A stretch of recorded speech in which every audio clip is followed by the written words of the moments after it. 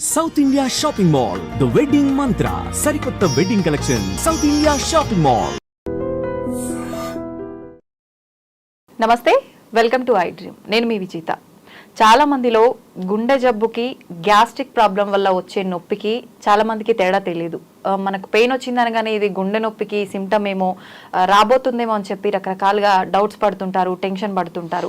నిజంగా అసలు heart attack వల్ల వచ్చే పెయిన్ ఎలా ఉంటుంది? చాలా మందిలో సహజంగా హార్ట్ అటాక్ అనేది సడన్ గానే వస్తుంది. పెయిన్ సిమ్టమ్స్ మనం అయితే ఐడెంటిఫై చేయలేము. ఇవన్నీ ఏ రకంగా ఉంటాయో ఇప్పుడు సార్తో మాట్లాడి తెలుసుకుందాం. ప్రస్తుతం నాతో పాటు ఉన్నారు కన్సల్టెంట్ కార్డియాలజిస్ట్ లక్కిరెడ్డి కిరణ్ కుమార్ రెడ్డి గారు. ఇప్పుడు సార్తో మాట్లాడిద్దాం. నమస్తే సార్. నమస్తే అండి. సార్, చాలా మంది కూడా గ్యాస్ట్రిక్ నొప్పితో బాధపడుతుంటారు. అది గ్యాస్ట్రిక్ నొప్పా, లేదంటే ఈ మధ్య కాలంలో చాలా మంది సడన్ గా హార్ట్ అటాక్ వచ్చి చనిపోయే వాళ్ళని చూస్తున్నాము. అలా జరిగింది, నాకు కూడా అలానే జరుగుతుందా, ఇది గుండె నొప్పి ఏమో, ఇలాంటి డౌట్స్ చాలా మందిలో ఉన్నాయి. నిజంగా ఈ రెండు నొప్పుల మధ్య ఇది హార్ట్ పెయినా లేదా గ్యాస్ట్రిక్ పెయినా అని తెలుసుకోవాలంటే ఏ రకంగా తెలుసుకోవచ్చు sir? It's very important. First thing ఏంటంటే మనము హార్ట్ అటాక్ రిలేటెడ్ నొప్ప లేదా గ్యాస్ట్రిక్ పెయిన్ అనేది తెలుసుకోవడం మంచిదే. కానీ దీంట్లో కొన్ని చిన్న పాయింట్స్ కూడా నేను మళ్ళీ ఫైనల్ కన్క్లూజన్ లో చెప్తాను. ఫస్ట్ ఏంటంటే హార్ట్ అటాక్ రిలేటెడ్ పెయిన్ అనేది మనకి పర్టికులర్లీ లెఫ్ట్ సైడ్, అంటే మన గుండె ఎక్కడ లెఫ్ట్ సైడ్ లో ఉంటుంది. సో లెఫ్ట్ సైడ్ లో బరువుగా ఉండడం ఇంపార్టెంట్. అంటే ఇప్పుడు ఫర్ సపోజ్ ఒక నలుగురు కలిసి మీ జస్ట్ టైట్ హ్యాండ్స్ పెట్టి స్క్వీజ్ చేస్తారు, పిసికేస్తారు అంటారు చూడండి మనిషిని, అలా పిసికేసినట్లు అంత బరువు ఉండడం, లేదా ఒక 100 kg బరువు ఛాతి మీద పెట్టినట్లు ఉండడం, అంటే హెవీనెస్ అంటాం. సో ఆ హెవీనెస్ అనేది చాలా ఇంపార్టెంట్. యూజువల్ గా ఎవరైనా సివియర్ పెయిన్ ఉన్న వాళ్ళు ఇలా చూపిస్తారు, చాలా బరువు ఉందన్నట్లు గుండె మీద. This is called typical classical sign అంటాం. లెవైన్ సైన్ అని కూడా మనకి స్పెసిఫిక్ నేమ్ కూడా ఇచ్చారు. ఓకే, సో అది ఇంపార్టెంట్ థింగ్. దాంతో పాటు ఏమవుతుందంటే ఎయిర్ హంగర్, మనకి అంత డిస్కంఫర్ట్ ఉన్నప్పుడు ఏమవుతుందంటే మనకి ఊపిరి పీల్చుకోవడం చాలా ఇబ్బంది అనిపిస్తుంది. అది సెకండ్ పాయింట్. దాంతో పాటు మనకి విపరీతంగా చెమటలు పట్టే అవకాశం ఉంటుంది. దెన్ మనకి రేడియేటింగ్ పెయిన్ అంటాం. ఈ పెయిన్ అనేది మనకు నర్వ్స్ రిలేటెడ్ అన్నీ ఉంటాయి కాబట్టి, సో ఈ పెయిన్ అనేది మనకి కామన్గా లెఫ్ట్ భుజానికి, లెఫ్ట్ ఈ చేతికి పెయిన్ పాకే అవకాశం ఉంటుంది. ఓకే, ఇది మెయిన్ పాయింట్స్. ఈ 4 సమ్ టైమ్స్ కొందరిలో వామిటింగ్ వచ్చినట్లు ఉండడం కానీ వామిటింగ్ అవ్వడం కానీ జరగచ్చు. సో ఈ కాంపనెంట్స్ అన్ని ఇంపార్టెంట్ కహార్ట్ అటాక్ రిలేటెడ్ పెయిన్ అనేది. ఇలా కాకుండా ఈ పెయిన్ అనేది ఇక్కడ రావచ్చు, రైట్ సైడ్ చేతికి కూడా పెయిన్ రావచ్చు, లేదంటే కడుపులో కూడా నొప్పి రావచ్చు. సమ్ టైమ్స్ ఈ కింద భాగం చెస్ట్ లో కూడా మాత్రమే నొప్పి ఉండొచ్చు. సో ఇలా ఓన్లీ జా పెయిన్ అంటాం, దవడ నొప్పి మాత్రం కూడా ఉండొచ్చు. సో ఇలా కూడా ప్రజెంట్ అవ్వచ్చు. అంటే ఇదే ఈ మాదిరిగానే పెయిన్ ప్రజెంట్ అవుతుంది అనేది డెఫినెటివ్ కాదు. ఇలా ఉంటే majority of the time heart attack related. ఇలా కాకుండా వేరే రకంగా వచ్చినా హార్ట్ అటాక్ ఉండే అవకాశం ఉంటుంది. అది ఫస్ట్ ఉంటుంది. పర్టికులర్లీ మనము age elderly people more than 60 years తీసుకున్నా, ఫీమేల్స్ తీసుకున్నా, దెన్ షుగర్ ఉన్న వాళ్ళు, వీళ్ళ ముగ్గురిలో యూజువల్గా ఈ టిపికల్ సిమ్టమ్స్ అంటాం. ఇప్పుడు మనం ఏదైతే మాట్లాడుకున్నామో హార్ట్ అటాక్ రిలేటెడ్ పెయిన్, అవి తక్కువగా ఉండే అవకాశం ఉంటుంది. అంటే ఈ విధంగా వాళ్ళకి చాలా తక్కువగా మాత్రమే చూస్తాం. ఓకే, అది. So next gastric related pain. Usual gastric అంటే ఏంటి? గ్యాస్ పెయిన్ అంటారు, ఇంకోటి అల్సర్ పెయిన్ అంటారు. సో మనకి పెప్టిక్ అల్సర్ అంటాం. మన బాడీ అంటే మన పొట్టలో యాసిడిటీ, అంటే యాసిడ్, మన స్టమక్ లో యాసిడ్ ఉంటుంది, అది ఎక్కువ అయిపోయి మనకి అది రిఫ్లక్స్ అంటాం. గ్యాస్ట్రో ఈసోఫేజియల్ రిఫ్లక్స్ డిసీజ్ అంటాం. రిఫ్లక్స్ అంటే ఏంటి? మామూలుగా మనం ఏం తీసుకున్నా పైనుంచి కిందికి ఈసోఫేగస్ అని ఉంటుంది, దానికి వెళ్ళి స్టొమక్ పొట్టలోకి వెళ్ళి ఇంటెస్టైన్స్కి వెళ్ళాలి. అలా కాకుండా మనకి స్పింక్టర్ ఉంటుంది ఈసోఫేగస్ కి, గ్యాస్ట్రిక్. సో ఈ డిస్ఫంక్షన్ ఉన్నప్పుడు కానివ్వండి, మన యాసిడ్ ప్రొడక్షన్ ఎక్కువ ఉన్నప్పుడు కానివ్వండి, హెవీ ఫుల్ తీసుకున్నప్పుడు మనకి ఈ రిఫ్లక్స్ యాసిడ్ అనేది పైకి రిఫ్లక్స్ ఉన్నప్పుడు ఏమవుతుందంటే మంటగా ఉంటుంది, మనకి బర్నింగ్ సెన్సేషన్ ఉంటుంది, కడుపులో మంట. ఈ మొత్తం ఇక్కడ నుంచి స్ట్రైట్ గా మనకి ఈసోఫేజియల్ ట్యూబ్ ఉంటుంది కాబట్టి ఇదంతా బర్నింగ్ సెన్సేషన్ వచ్చి గొంతులో కూడా మంటగా ఉండే అవకాశం, విపరీతమైన తేపులు వస్తాయి వీళ్ళల్లో. Okay, associate with belchings, burpings, belchings, తేపులు ఎక్కువగా ఉండడం, లేదంటే బ్లోటెడ్ సెన్స్, అంటే మన పొట్ట అంతా ఉబ్బిపోయినట్లు ఉండడము అనేది జరుగుతుంది. ఇది gastric related pain. Okay, typical గా ఇది రెండింటికి మేజర్ డిఫరెన్స్. బట్ ఇది ఇంపార్టెంట్ ఎందుకు తెలుసా? గుండె జబ్బులు పర్టికులర్లీ 200 లక్షల మంది సంవత్సరానికి చనిపోతున్నారు గుండె జబ్బుల వల్ల. దాంట్లో కూడా 85% హార్ట్ అటాక్, బ్రెయిన్ స్ట్రోకే. ఓకే, మిగతా 15%లో మిగతా గుండె జబ్బులు కానివ్వండి, ఈ రిలేటెడ్ ప్రాబ్లమ్స్. ఓకే, అంటే దాదాపుగా మనం ఇది తీసుకుంటే ప్రతి 11 సెకండ్లకి ఒక మనిషి గుండె జబ్బులతో చనిపోతున్నాడు. ఎందుకని సార్, అంటే ఎందుకు ఇంత ఎక్కువ గుండె జబ్బులు రావటం? కాబట్టి any type of heart, any type of chest pain, ఎటువంటి ఛాతి నొప్పి అయినా, లైక్ కూర్చున్నట్లు ఉండడం ఉండొచ్చు, మంట ఉండొచ్చు, లేదా ఏదో మైల్డ్ పెయిన్ అనిపించవచ్చు, లేదా ప్రిక్కింగ్ సెన్సేషన్ ఉండొచ్చు, ఓకే, లేదా ఓన్లీ మంట ఉండొచ్చు, దురదలాగనో ఇంకోలాగా, ఇలాంటిది ఉన్నా బరువు అనేదే కాదు, ఎలాంటి ఛాతి నొప్పి మీకు ఫస్ట్ పాయింట్, నొప్పి తగ్గట్లేదు, ఓకే, రెండోది.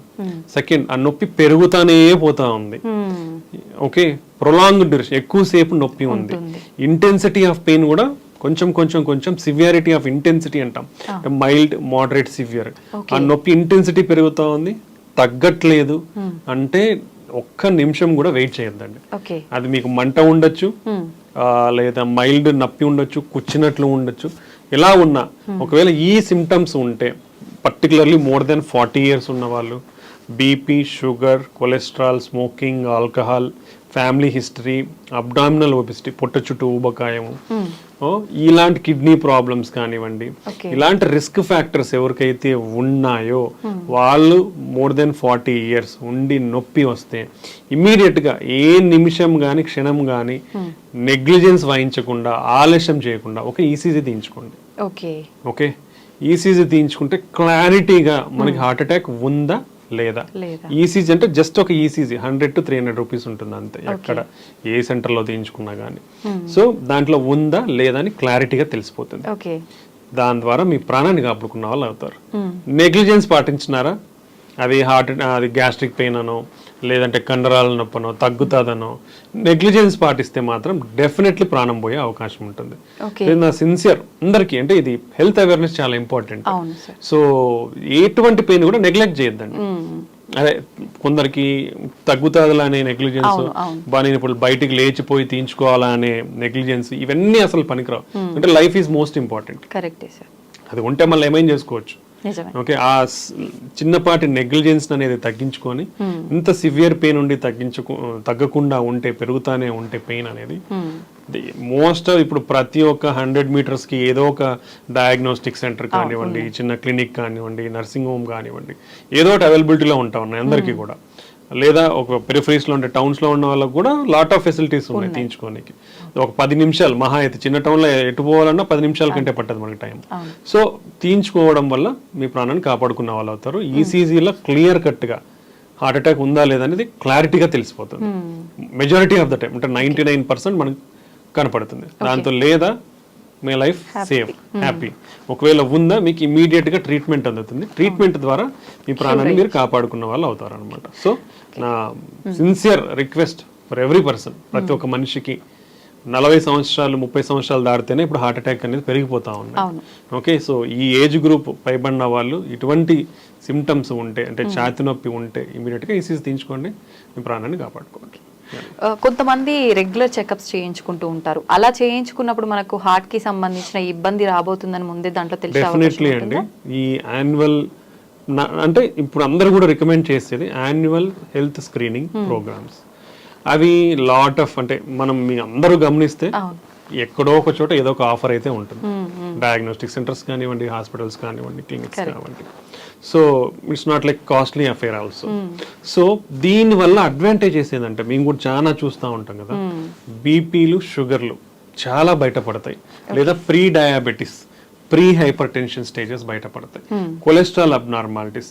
మన భారతదేశంలో 80% మందికి ఏదో ఒక కొలెస్ట్రాల్ అబ్నార్మాలిటీ ఉంది. ఇదంతా డేటా, ఊరికి చెప్పేది కాదు, డేటా అనే చెప్తాం. 80% మందికి ఏదో ఒక కొలెస్ట్రాల్ ప్రాబ్లం ఉంది. ఎల్డిఎల్ మరీ ఎక్కువ ఉందనో, ట్రైగ్లిజరైడ్స్ చాలా ఎక్కువ ఉందనో, హెచ్డిఎల్ చాలా తక్కువ ఉందనో, టోటల్ కొలెస్ట్రాల్ చాలా ఎక్కువ, ఏదో ఒక కొలెస్ట్రాల్ ప్రాబ్లం 80% మందికి ఉంది. ఎంత రిస్క్ లో ఉన్నట్టు. అండ్ ఎవ్రీ డయాబెటిక్స్ తీసుకుంటే 5గురిలో 2-3 డయాబెటీస్ ఉంటున్నారు, అట్లీస్ట్ 5గురిలో 2 బీపీ ఉన్న వాళ్ళు ఉంటున్నారు. అండ్ స్మోకింగ్ అయితే, స్మోకింగ్ వల్ల మన దేశంలో కొన్ని లక్షల మంది చనిపోతా ఉన్నారు. ఇలాంటి బ్యాడ్ హ్యాబిట్స్ కూడా ఎక్కువగానే ఉన్నాయి. సో ఇన్ని ప్రాబ్లమ్స్ ఉన్నప్పుడు ఈ యాన్యువల్ హెల్త్ స్క్రీనింగ్ ప్రోగ్రామ్స్ లో డెఫినెట్లీ కామన్ టెస్ట్లు ఏం చేయించుకోవాలి? ఒకటి మన కొలెస్ట్రాల్ లెవెల్స్ ఏంటి, fasting lipid profile, then sugar, fasting post prandial అంటే తినక ముందు తిన్న తర్వాత, దెన్ హెచ్బిఏవన్సీ షుగర్ మన లెవెల్స్ ఎలా ఉన్నాయి లాస్ట్ 3 months అనేది హెచ్బిఏవన్సీ లెవెల్. దెన్ పోయినప్పుడు ఎనీవే బీపీ అనేది చెక్ చేస్తారు. యూజువల్ గా కొందరికి హాస్పిటల్కి వెళ్ళినప్పుడు బీపీ కొందరికి ఎక్కువనే కనిపిస్తుంది. వాళ్ళని మళ్ళీ ఎక్కువ ఉన్న వాళ్ళలో ఒక 2 times మినిమం కూర్చోబెట్టి ఒక 15-20 minutes మళ్ళీ చూడాల్సిన అవసరం ఉంది. అంటే కన్ఫర్మ్ చేసుకోండి. ఓకే, బీపీ చూస్తారు, షుగర్ చూస్తారు, దెన్ లిపిడ్ ప్రొఫైల్, ఇవి కంపల్సరీ. నెక్స్ట్ వచ్చేసి కిడ్నీ ఫంక్షన్ టెస్ట్, అవి కూడా కంపల్సరీ. సో ఈ 4 బ్లడ్ టెస్ట్ ప్లస్ హీమోగ్లోబిన్ ఎంత ఉంది, ఈ చిన్న బేసిక్ టెస్ట్లు ఇవి. ఈ బ్లడ్ టెస్ట్లు బేసిక్ టెస్ట్లు చేయించుకొని నెక్స్ట్ ఈసీజీ, 2D ఎకో, ఇవి బేసిక్ కార్డియాక్. ఒకవేళ ఎవరన్నా నడవగలిగితే మోకాలు నొప్పులు కానీ ఇలా లేని వాళ్ళు ట్రెడ్మిల్ టెస్ట్. యాన్యువల్ గా ఇవి చేయించుకుంటే ఇక్కడ ఎన్ని జబ్బులు బయటపడతాయి? బీపీ ఉందా లేదా తెలుస్తుంది, షుగర్ ఉందా లేదా తెలుస్తుంది, కొలెస్ట్రాల్ ప్రాబ్లం ఉందా లేదా తెలుస్తుంది, కిడ్నీ ప్రాబ్లం ఉందా లేదా తెలుస్తుంది. అసలు ఎటువంటి హార్ట్ ప్రాబ్లం అయినా ఈసీజీ స్కాన్ ట్రెడ్మిల్ లో తెలిసిపోతాయి. అంటే majority of the problems basic టెస్ట్లు చేయించుకోవడం వలన బయటపడిపోతాయి. ఈ బయటపడినప్పుడు మనం జాగ్రత్తలు తీసుకుంటే అవి అడ్వాన్స్ స్టేజ్ కి పోకుండా మనం ముందు నుంచే జాగ్రత్తలు, లైఫ్ స్టైల్ విధానాల్లో మార్పులు చేసుకోవడం వల్ల కానీ, లేదా మరీ ఎక్కువ లెవెల్స్ లో మనకున్న ప్రాబ్లమ్స్ ఉంటే దాన్ని మందుల ద్వారా కానీ మనం కంట్రోల్ చేసుకునే అవకాశం ఉంటుంది. సో ఈసీజీ, 2D ఎకో, ఈ 2 టెస్ట్లతో ఎటువంటి గుండె ప్రాబ్లం అయినా మనం కనిపెట్టచ్చు. మాక్సిమం మెజారిటీ ఈసీజీలో కానివ్వండి, 2D ఎకో స్కాన్ లో కానివ్వండి తెలిసిపోతుంది. సార్ చాలా మంది మూవీస్ లో చూస్తుంటాం ఎక్కువగా, రియల్ గా అంటే అంత ఐడియా లేదు కానీ పక్కన పడుకున్న వాళ్ళని కూడా పిలవటానికి వాయిస్ రాకుండా సడన్ గా పెయిన్ ఎక్కువైపోయి చాలా ఇబ్బంది పడ్డట్టుగా మనం చూస్తుంటాం. నిజంగా అలా జరుగుతుందా? వాయిస్ కూడా రాకుండా హార్ట్ పెయిన్ వచ్చినప్పుడు అంత ఇబ్బందిగా అలా ఉంటుందా? అంటే హార్ట్ అటాక్స్ వచ్చినప్పుడు మెజారిటీ ఆఫ్ ద పీపుల్ ఈ డిఫరెంట్ టైప్స్ గా ప్రజెంట్ అవ్వచ్చు. అందరూ తెలుసుకోవాలి. కొందరు సైలెంట్ హార్ట్ అటాక్స్ అంటే వాళ్ళకు వచ్చినట్లు కూడా తెలియదు, బట్ అఫెక్ట్ అవుతారు ఒకటి. దెన్ కొందరు సడన్ గా చనిపోతారు, అంటే నిద్రలో హార్ట్ అటాక్స్ వస్తే సడన్ గా చనిపోతారు. ఓకే, దెన్ హార్ట్ అటాక్ వచ్చి మనం హాస్పిటల్కి వెళ్ళే ఇంత advancements in transport, treatment, diagnostic facilities వచ్చినా కూడా even at this advanced world almost nearly to 50% of the heart attack cases హాస్పిటల్కి వెళ్ళక ముందే కూడా చనిపోతున్నారు. ఓకే, బికాస్ ఆఫ్ నెగ్లిజెన్స్ కానివ్వండి, డిలే ఇన్ డయాగ్నోసిస్ కానివ్వండి, ర్యాపిడ్ మనకి అడ్వాన్సెస్ వచ్చేసాయి డయాగ్నోస్ చేయడంలో కానివ్వండి, ట్రాన్స్పోర్టేషన్లో కానివ్వండి. But even now majority of the heart attacks ఇంకా హాస్పిటల్కి రాకముందే ప్రాణాలు కోల్పోతున్నారంటే మనం దాని ఆవశ్యకతను గుర్తుంచుకోవాలి, ఎంత సిగ్నిఫికెంట్ అనేది. Okay, then definitely severe intense pain ఉన్నప్పుడు మనకు అసోసియేటెడ్ గుండె వీక్ అయ్యే ఛాన్స్ ఉంటుంది. ఆ టైంలో ఆయాసం ఎక్కువ ఉండే అవకాశం ఉంటుంది. సో వాళ్ళు they can't move out of the bed. అంటే సివియర్ గా ఆయాసం ఉందా ఏమవుతుంది, మనం కదలలేము. అండ్ మనకు హార్ట్ వీక్ అయినప్పుడు ఏమవుతుందంటే పంపింగ్ అనేది తగ్గుతుంది. సో పంపింగ్ తగ్గినప్పుడు మనకి వీక్నెస్ కూడా, జనరలైజ్డ్ వీక్నెస్ వచ్చే అవకాశం ఉంటుంది. దెన్ బ్రెయిన్ కు కూడా బ్లడ్ సప్లై తగ్గినప్పుడు గిడ్డినెస్ వచ్చే అవకాశం ఉంటుంది. సో ఇలా జరిగే అవకాశం ఉంటుంది. లేదా మనకు సడన్ ఈ గుండె యొక్క రక్తనాళం సడన్ గా బ్లాక్ అయినప్పుడు రక్తం గడ్డి మనకు వెంట్రికులర్ టెకీకార్డియాస్ అంటాం. అంటే హార్ట్ రేట్ చాలా ఎక్కువ కొట్టుకుంటుంది. అలా కొట్టుకున్నప్పుడు పంపింగ్ ఇన్ఎఫెక్టివ్ ఉంటుంది. సో పేషెంట్ దాంతోనే ఈ వీక్నెస్ కానివ్వండి, గిడ్డినెస్ కానివ్వండి, లేవలేకపోవడం కానివ్వండి జరిగే అవకాశం ఉంటుంది. సో ఈ వెంట్రికులర్ టెకీకార్డియాతోనే ఇఫ్ అది ఇమీడియట్ గా ట్రీట్ చేయాలి. ఇమీడియట్ ట్రీట్మెంట్ ఏంటి, షాక్ ఇవ్వాల్సి ఉంటుంది. దానికి అది రికగ్నైజ్ చేయడానికి ఎంతమందికి సాధ్యం అవుతుంది తెలియదు. ఓకే, సో అలాంటి వాళ్ళు ఒక నిమిషం అట్లా డిలే అయిందంటే వాళ్ళు ప్రాణాలు వెళ్ళిపోతాయి, సడన్ గా చనిపోతారు. సో ముందు జాగ్రత్త అనేది చాలా ఇంపార్టెంట్. సో ఇలాంటి అడ్వర్స్ ఈవెంట్స్ ని ప్రివెంట్ చేయాలంటే మనం రెగ్యులర్ హెల్త్ స్క్రీనింగ్ ప్రోగ్రామ్స్ అనేది కంపల్సరీ చేయించుకోవాలి. I recommend from 30 years of age, because based on the data 30 years నుంచి మనకి పెరిగిపోతున్నాయి కాబట్టి జాగ్రత్తగా 30 years నుంచే మనం స్క్రీనింగ్ చేసుకుంటే మంచిది. Next family history of heart attack or heart problems ఉన్న వాళ్ళు కంపల్సరీగా, అంటే ఇప్పుడు కొలెస్ట్రాల్ ఒకవేళ ఫ్యామిలీ హిస్టరీలో ఉందనుకోండి, వాళ్ళు from the age of 21 years నుంచే కొలెస్ట్రాల్ స్క్రీనింగ్ అనేది జరగాలి. Very high levels of cholesterol ఫ్యామిలీలో ఉంటే వాళ్ళు 10 years ఆఫ్ ఏజ్ లోనే కొలెస్ట్రాల్ అనేది వాళ్ళ పిల్లలకి చెక్ చేయించాలి. అది డెఫినెట్. అంటే ఇప్పుడు ఫ్యామిలీ హిస్టరీలో ఉన్నప్పుడు రాకుండా ప్రివెంట్ చేసే ఛాన్సెస్, అలా ట్రీట్మెంట్ ఏమైనా ఉంటుందా సార్?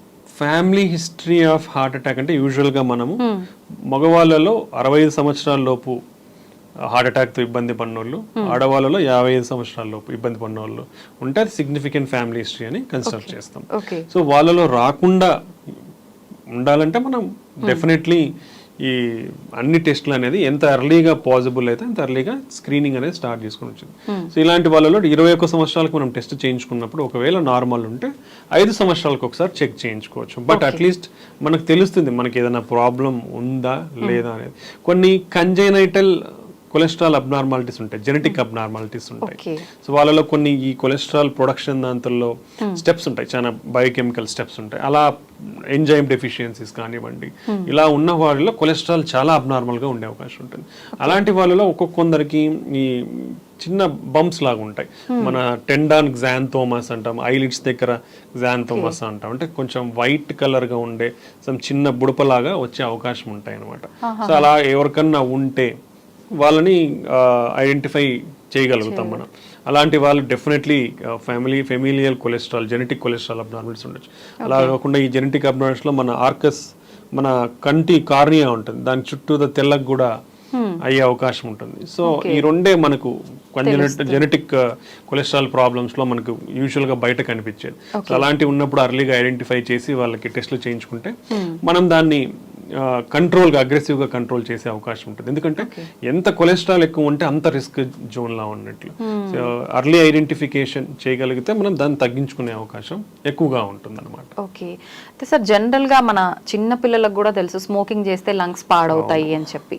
మరి లంగ్స్ ఎఫెక్ట్ అవుతుంది అని తెలుసు, కానీ దీనివల్ల హార్ట్ ఎలా ఎఫెక్ట్ అవుతుంది, ఈ ప్రాసెస్ ఎలా జరుగుతుంది? ఇప్పుడు స్మోకింగ్ చూస్తే స్మోకింగ్ లో హార్మ్ఫుల్ కెమికల్స్ అనేది చాలా ఉంటాయి. నికోటిన్ ఒకటే కాదు, నికోటిన్, టార్, హెవీ మెటల్స్ అంటాం, ఇలాంటివి చాలా ఇంప్యూరిటీస్ ఉంటాయి స్మోకింగ్ లో. అది అందరూ తెలుసుకోవాలా. ఓకే, ఇలాంటి అన్ని కెమికల్స్ వల్ల మన బాడీలో ఏమవుతుందంటే లంగ్స్ లోకి ఎంటర్ అయినప్పుడు స్లోగా it will enter into blood stream. ఆ కాంపౌండ్స్ అన్ని కూడా బ్లడ్ స్ట్రీమ్ లోకి ఎంటర్ అవుతాయి. ఎంటర్ అయినప్పుడు ఇన్ఫ్లమేషన్ అంటాం. ఇన్ఫ్లమేషన్ అంటే చెడు కణాలు. ఇప్పుడు మనం ఫర్ సపోజ్ తీసుకుంటే చీము అంటాం, it's like pus or something, that is all inflammatory reaction. అదంతా అలానే మన బాడీలో ఈ ఇన్ఫ్లమేషన్, చెడు కణాలు అనేది రియాక్ట్ అవుతాయి. ఇది ఫారిన్ ఆబ్జెక్ట్స్ కదా ఇవంతా బాడీలో వచ్చినప్పుడు ఇన్ఫ్లమేషన్ పెరిగినప్పుడు ఏమవుతుందంటే మన వెజల్లో డ్యామేజ్ జరుగుతూ వస్తుంది అనమాట. సో ఎప్పుడైతే వెజల్ డ్యామేజ్ అవుతుందో, సో వీళ్ళల్లో ఏమవుతుంది, స్మోకింగ్ చేసే వాళ్ళు ఇన్ఫ్లమేషన్ ఎక్కువ అవుతుంది. ఆక్సిడేటివ్ స్ట్రెస్ అంటాం, మన బాడీలో ఈ బయోకెమికల్ ఆక్సిడేటివ్ స్ట్రెస్ అనేది ఎక్కువ అవుతుంది. నెక్స్ట్ కొలెస్ట్రాల్ అక్యుములేషన్ పెరుగుతుంది. నెక్స్ట్ బ్లడ్ క్లాటింగ్ టెండెన్సీ, రక్తం గడ్డగట్టే టెండెన్సీ పెరుగుతుంది. సో ఇలాంటి చాలా వాసోస్పాజం అంటే మన రక్తనాళాలు ఏవైతే ఉంటాయో ముడుచుకుపోయే అవకాశం ఉంటుంది. అంటే ఇప్పుడు ఆల్మోస్ట్ 5-6 మెకానిజమ్స్, బేస్ మెకానిజమ్స్ చెప్పాను, ఇవన్నీ పెరిగిపోతాయి స్మోకింగ్ చేసే వాళ్ళలో. ఇవన్నీ పెరిగిపోయినప్పుడు ఏమవుతుంది, మన బ్లడ్ వెజల్స్ అనేది అక్యుములేట్ అయిపోయి, కొలెస్ట్రాల్ అక్యుములేట్ అయిపోయి నిదానంగా పెరిగిపోతుంది. హెవీ స్మోకింగ్ చేసినప్పుడు ఇవి సడన్ గా రప్చర్ అయిపోతాయి. అంటే మన బ్లడ్ వెజల్స్ పొరలు ఉంటాయి, ఈ పొరల కింద అక్యుములేట్ పెరిగిపోయి ఉంటాయి. ఎప్పుడైతే ఈ స్ట్రెస్, ఆక్సిడేటివ్ స్ట్రెస్, ఇన్ఫ్లమేషన్, ఈ చెడు కణాలు అనేది ఎక్కువైపోతే వచ్చినాయి అనుకోండి, అదంతా లిక్విఫై అవుతా వస్తుంది. లిక్విఫై అయిపోయి ఏమవుతుంది, సడన్ గా ఆ పైన పొర పగిలిపోతుంది. పగిలిపోయినప్పుడు బ్లడ్ కి ఎక్స్పోజ్ అవుతాయి. ఇవన్నీ కూడా బ్యాడ్ సెల్స్ అన్ని కూడా ఎక్స్పోజ్ అయినప్పుడు రక్తం గడ్డగట్టిపోతుంది ఫాస్ట్ గా. పోయినప్పుడు సడన్ హార్ట్ అటాక్ వస్తుంది. సో సడన్ అటాక్ లో చనిపోయే ప్రమాదం కూడా ఎక్కువ ఉంటుంది. సో ఇన్ని మెకానిజమ్స్ వర్క్ అవుతాయి స్మోక్ చేసే వాళ్ళలో. కాబట్టి స్మోకింగ్ ఈజ్ అబ్సల్యూట్లీ డేంజరస్. ఇది ఓన్లీ హార్ట్ అటాకే కాదు, స్మోకింగ్ వల్ల బ్రెయిన్ స్ట్రోక్స్ కూడా ఎక్కువగా వచ్చే అవకాశం ఉంటుంది. And lot of cancers. Okay, ఇది నెక్స్ట్. ఒకవేళ స్మోకింగ్ మీరు మానేయాలనుకుంటే కూడా మీ హార్ట్ అటాక్ రిస్క్ తగ్గనికి మానేసిన తర్వాత 10 సంవత్సరాలు పడుతుంది. సో స్మోకింగ్ మానేసిన తర్వాత కూడా మీరు 10 సంవత్సరాల వరకు హై రిస్క్ లో ఉన్నట్లు. అంటే దానివల్ల ఎంత రిస్క్ అనేది అర్థం చేసుకోవాలి. దీనికి కొలాబరేటివ్ మెజర్స్ అనేది చాలా ఇంపార్టెంట్. పర్సన్ మోటివేషన్ ఉండాలి, అంటే దాని దగ్గరికి వెళ్లకుండా. ఓకే, దెన్ ఒకవేళ పొరపాటున అలవాట్లో ఉంటే దాన్ని తగ్గించుకొని కూడా హై లెవెల్ ఆఫ్ మోటివేషన్ కావాలి. దెన్ దాని సపోర్టివ్ మెడికేషన్స్ ఉండాలి, సైకో బిహేవియరల్ థెరపీ అవసరం ఉంటుంది. Then governments also should bring lot of policies. That's not in our matter of range, అది వాళ్ళు చూసుకోవాల్సిన అవసరం కూడా ఉంటుంది. లాట్ ఆఫ్ తెస్తున్నారు, అంటే they are displaying ads, to avoid smoking అనేది. సో ఇంకో ఇంపార్టెంట్ కాంపనెంట్ ఏంటంటే మనం తాగితేనే మనకు రిస్క్ ఉంది, మనము ఖాళీగా మనం తాగము, మన పక్కన వాళ్ళు కాలుస్తున్నారు, మనం సేఫ్ అనేది wrong. This is called second hand smoke అంటాం. సెకండ్ హ్యాండ్ స్మోక్ అంటే పక్కనోళ్ళు తాగినా మనం పీల్చుకుంటున్నాం. సెకండ్ హ్యాండ్ స్మోక్ వల్ల కూడా దగ్గర సంవత్సరానికి 5 లక్షల మంది చనిపోతున్నారు. ఓకే, సో మీరు ఉన్నప్పుడు మీ చుట్టుపక్కల ఎవరన్నా స్మోక్ చేస్తూ ఉంటే కూడా డోంట్ ఎంకరేజ్, బికాస్ మీ ఆరోగ్యం రిస్క్ లో ఉంటుంది. ఓకే, దట్ ఈస్ సేమ్ ఈ సెకండ్ హ్యాండ్ స్మోక్ వల్ల కూడా. ఇప్పుడు ఫర్ సపోజ్ ఫ్యామిలీలో పేరెంట్స్ సిగరెట్ కాలుస్తున్నారు, పిల్లలు ఉంటారు, మీ పిల్లల గ్రోత్ కూడా అఫెక్ట్ అవుతుంది. గుర్తుపెట్టుకోండి, బోన్ గ్రోత్ కానివ్వండి, రెగ్యులర్ ఈ గ్రోత్ కానివ్వండి, వాళ్ళలో ఈ సేమ్ థింగ్ రిలేటివ్ అన్నీ కూడా అఫెక్ట్ అయ్యే ఛాన్స్ ఉంటుంది. కాబట్టి పెద్దవాళ్ళు తాగేటప్పుడు కూడా మీ ఇంట్లో వాళ్ళ ఆరోగ్యాన్ని కూడా మీరు ఆలోచించండి. ఆలోచించి మీరు మానేస్తే అందరికీ మంచిది. ఎందుకంటే దానివల్ల 0 బెనిఫిట్, 200% హార్మ్ఫుల్. నిజంగా స్మోక్ చేసే వాళ్ళు ఎంతో దూరాన్ని ఉన్నా కూడా మనకు అది వస్తూనే ఉంటుంది, ఆ ఫీలింగ్ తెలుస్తుంది ఎక్కడో స్మోక్ చేస్తున్నారని. నిజంగా ఎంత డిస్టెన్స్ లో మనం ఉంటే అది ఎఫెక్ట్ అయ్యే అవకాశం ఉంటుందంటారు? యూజువల్గా I think if I smoke here, closed spaces లో ఎంత దూరం ఉన్నా it will be like same. Open అందుకే పబ్లిక్ ప్లేసెస్ లో అండ్ క్రౌడెడ్ ప్లేసెస్ లో even governments band smoking in crowded and public places. Open spaces probably completely open space అంటే probably around 5 meters distance ఉంటే మనకి అంతగా అఫెక్ట్ అవ్వకుండా అవకాశం ఉండొచ్చు. ఓకే సార్, చాలా వరకు హార్ట్ పెయిన్ వచ్చిందనగానే సిపిఆర్ చేస్తూ ఉంటారు. నిజంగా దీనివల్ల రిస్క్ నుంచి బయటపడే అవకాశం ఉంటుందంటారా? హార్ట్ పెయిన్, సిపిఆర్ రెండు డిఫరెంట్. ఓకే, ఇప్పుడు హార్ట్ పెయిన్ వచ్చేది హార్ట్ అటాక్ వల్ల. హార్ట్ అటాక్ అంటే it is common language. Heart attack మనం scientific term is myocardial infarction అంటాం, ఎంఐ అంటాం. హార్ట్ అటాక్ అంటే మన గుండెకి సప్లై చేసే రక్తనాళాల్లో బ్లాక్ ఉండి సడన్ బ్లాక్ అయిపోయినప్పుడు హార్ట్ మజిల్ వీక్ అయ్యేదని హార్ట్ అటాక్ అంటాం. ఓకే, అది హార్ట్ అటాక్. అప్పుడు మనకి ఛాతి నొప్పి కానీ ఇలా వస్తుంది. సిపిఆర్ అనేది మనం చేయాల్సింది ఎప్పుడు అంటే సిపిఆర్ అంటే కార్డియో పల్మోనరీ రీసస్టేషన్. అంటే గుండెని, లంగ్స్ ని మనం రివైవ్ చేస్తున్నామని దాని మీనింగ్. ఓకే, ఇది ఎప్పుడు చేస్తామంటే ఒక మనిషికి 2 ఆగిపోయినప్పుడు చేసే ప్రక్రియనే మనం సిపిఆర్ అంటాం. అంటే ఇప్పుడు ఒక మనిషి ఫర్ సపోజ్ పడిపోయినప్పుడు మనం చేసే పద్ధతి ఏంటంటే ఫస్ట్ మనిషి బతికున్నాడా లేదా చూస్తాం. అంటే వాళ్ళు ఎట్లా చూస్తాము, మనం వాళ్ళని తట్టి చూస్తాం, కదిలిచి చూస్తాం, రెస్పాన్స్ లేదు, పలకట్లేదు. దెన్ సెకండ్ స్టెప్ మనం చూడాల్సింది ఊపిరి అంటే అందుతుందా లేదా తనకి. అది మనము ముక్కు దగ్గర వేలు పెట్టినా చెస్ట్ రైజ్ అవుతుందా, చెస్ట్ ఆర్ అబ్డామెన్ పైకి కిందకి తెలుస్తుంది. సో ఈ రెండిట్లో ఏది లేనప్పుడు వాళ్ళ ఊపిరి అందట్లేదు అనేది అర్థం. నెక్స్ట్ మనం గుండె కొట్టుకుంటుందా లేదా అనేది ఎలా తెలుసుకుంటామంటే మనం neck this trachea wind pipe పక్కన మజిల్ ఉందా, మజిల్ మనం స్ట్రైట్ చేస్తే ఇక్కడ మజిల్ తెలుస్తుంది. ఈ రెండింటి మధ్య గుంత ఉందా, ఈ గుంతలో మనం ఫింగర్స్ పెట్టి చూస్తే మన పల్స్ మనకు తెలుస్తుంది. ఓకే, అంటే హార్ట్ బీట్ లాగా. పల్స్ అంటాం. ఓకే, అంటే బ్లడ్ వెజల్ పల్సేషన్స్ కొట్టుకుంటుంటది, బ్లడ్ పంప్ అయినప్పుడు అది పల్స్ తెలుసా. సో ప్రతి ఒక్కరు కూడా ఐడెంటిఫై చేయొచ్చు, ఇది ఈజీ. ఓకే, సో ఇది ప్రతి ఒక్కరు కూడా తెలుసుకోవచ్చు. ఈ పల్స్ ఉందా లేదా అని చూస్తాం. ఎందుకంటే యూజువల్ గా మనం నాడి అనేది జనరల్ గా ఇక్కడ చెక్ చేస్తాం. బట్ మనకి ఎప్పుడైనా హార్ట్ ప్రాబ్లం ఉన్నప్పుడు ఈ నాడి మనకి యూజువల్ గా తెలియదు. ఇది గుండెకి దగ్గరలో ఉంటుంది కాబట్టి ఇక్కడ తెలిసే అవకాశం ఉంటుంది. సో ఈ పల్స్ కూడా లేకుంటే గుండె కూడా కొట్టుకోవట్లేదని అర్థం. సో మనిషి రెస్పాన్స్ లేదు, ఊపిరి లేదు, గుండె కూడా కొట్టుకోవట్లేదు అన్నప్పుడు చేసే బేసిక్ ట్రీట్మెంట్ నే మనం సిపిఆర్, కార్డియో పల్మనరీ రీసస్సిటేషన్ అంటాం అన్నమాట.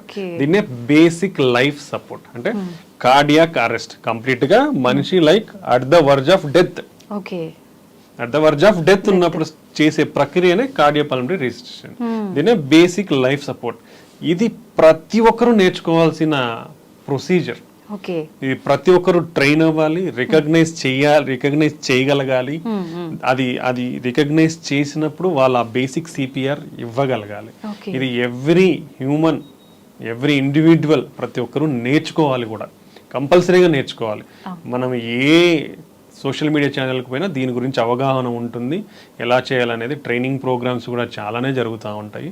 Everybody should train in this. దానివల్ల అట్లీస్ట్ ఎప్పుడో ఒకసారి మన లైఫ్ టైంలో మనం ఈ సినారియో ఫేస్ అయ్యే ఛాన్స్ డెఫినెట్లీ ఉంటుంది. అట్లీస్ట్ ఒక మనిషికైనా మనం ప్రాణం పోసే అవకాశం ఉంటుంది నిజంగానే. సో ఒక మనిషి ప్రాణం ఈవెన్ సామాన్యుల చేతిలో కూడా ఉంది.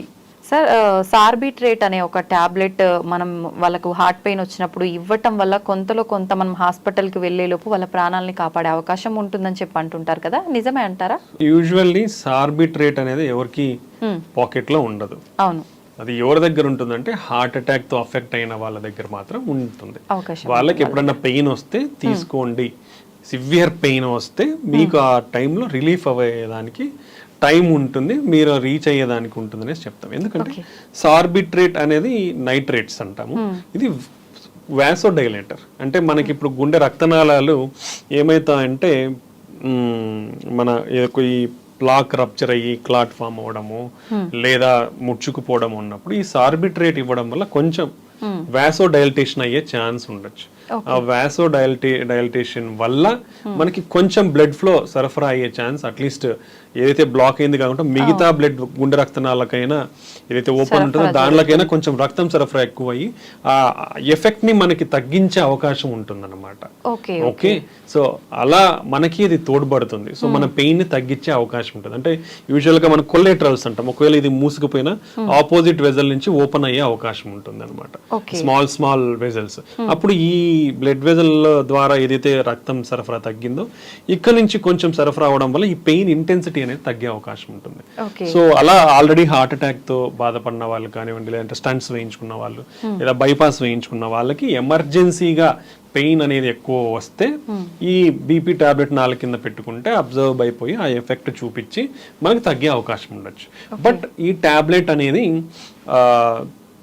స్పెసిఫిక్గా ఎవరికైతే లో బీపీ ఉంటుందో వాళ్ళలో వాడకూడదు. Then other class of drugs ఉన్నాయి, ఆ క్లాస్ ఆఫ్ డ్రగ్స్ వాడే వాళ్ళలో కూడా అది వాడకూడదు అనమాట. ఒక చిన్న 2-3 కాంట్రా ఇండికేషన్స్ ఉన్నాయి. సో అవి చూసే డాక్టర్స్ అనేది ప్రిస్క్రైబ్ చేస్తారు ఎవరిలో వాడాలా అనేది. అంతేగాని ప్రతి ఒక్కరూ వేసుకుంటే తగ్గుతుందా అని మనం చెప్పలేము. ఎందుకంటే ఫస్ట్ ఏ రకమైన హార్ట్ పెయిన్ అనేది కనుక్కోవడం ఇంపార్టెంట్ రాదర్ దాన్ టాబ్లెట్ కంటే. ఇప్పుడు ఆ టాబ్లెట్ వేసుకొని తగ్గట్లేదు అనుకోండి, లేట్ అవుతుంది, డిలే అవుతుంది నీ డయాగ్నోసిస్. ఎప్పుడైతే డయాగ్నోసిస్ అనేది డిలే అవుతుందో అప్పుడు మోర్ అఫెక్ట్ అయ్యే ఛాన్స్ ఉంటుంది.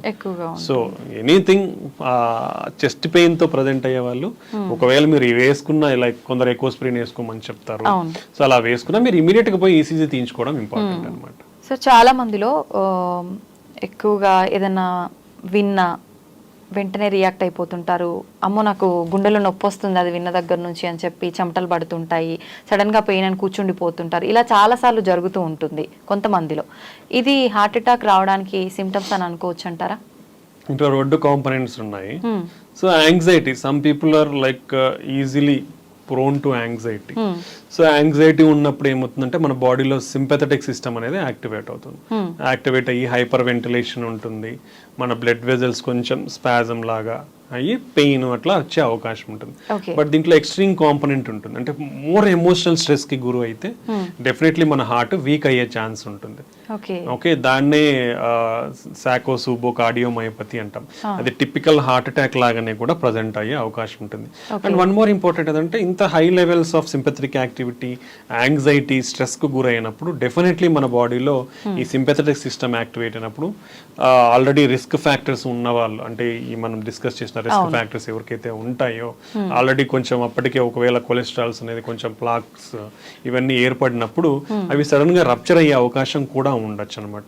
So severe emotional stress or severe anxiety ఉంటే ఈ సింపథెటిక్ సిస్టమ్ యాక్టివేట్ అయినప్పుడు మన బ్లడ్ క్లాటింగ్ అనేది కొంచెం ఎక్కువ అయ్యే అవకాశం ఉంటుంది, ఇన్ఫ్లమేషన్ కూడా పెరిగే అవకాశం ఉంటుంది.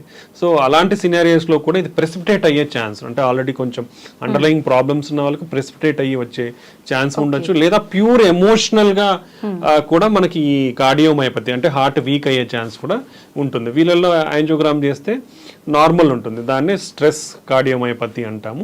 అది నిదానంగా కొంచెం వాళ్ళ ఎమోషనల్ స్ట్రెస్ తగ్గిపోయి దెన్ మనం మెడికల్ థెరపీ థెరపీతో ట్రీట్ చేస్తే రికవర్ అయ్యే అవకాశం ఉంటుంది. బట్ డెఫినెట్లీ రిస్క్ ఫ్యాక్టర్స్ ఉన్న వాళ్ళలో హార్ట్ అటాక్స్ అందుకు వచ్చే అవకాశం అయితే ఉంటుంది. So high emotional stress, high anxiety ఉన్నప్పుడు చాలా జాగ్రత్తగానే ఉండాలి. ఓకే, ఎక్కువగా జిమ్ చేసే వాళ్ళలో, వర్కౌట్స్ చేసే వాళ్ళలోనే హార్ట్ అటాక్స్ వస్తున్నాయి ఎక్కువ, అంటే తక్కువ ఏజ్ లో ఉన్న వాళ్ళు ఇవి ఎక్కువ చేయడం వల్లనే హార్ట్ అటాక్ వస్తుంది, మిగతా అంతా వాళ్ళు చాలా హెల్దీగా ఉన్నారని చెప్పి వింటున్నాం ఈ మధ్య.